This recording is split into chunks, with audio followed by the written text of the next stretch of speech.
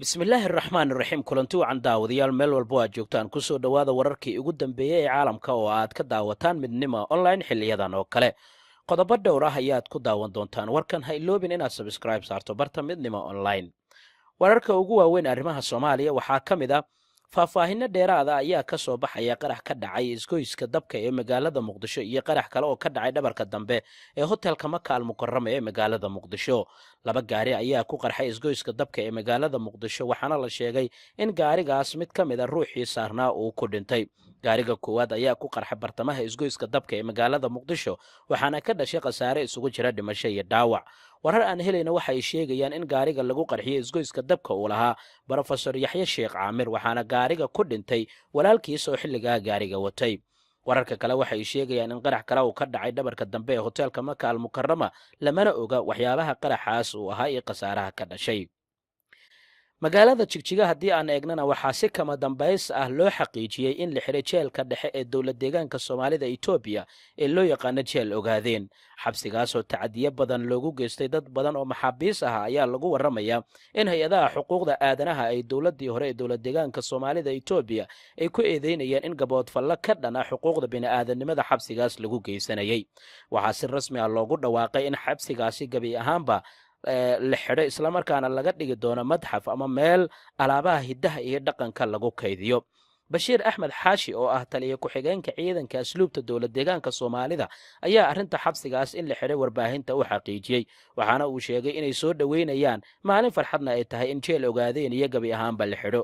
Xabsigaas ayaa 285 qof la sheegay inay ku xirnaayeen waxaana mas-uuliyiinta dowlad deegaanka ay sheegeen inaanay jirin cid u xiran arrimo siyaasadeed oo hadda jeel ogaadeen iyo ku jirto.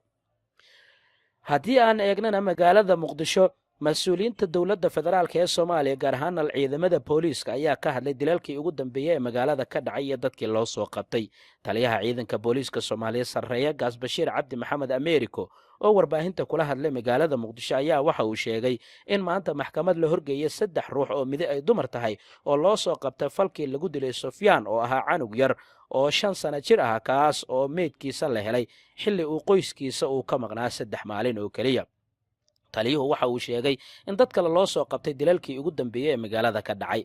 Waxaa kale uu beeniyey in cunuga yar ee Sufyaan Cusmaan kaliyaha lagala baxay taliyuhu sida uu hadalka u dhigay. Sidoo kale waxaa socda baaritaano dilalkii ugu dambeeyay ee magaalada Muqdisho ka dhacay sida mas'uuliyiinta laamaha ammaanka ay sheegeen.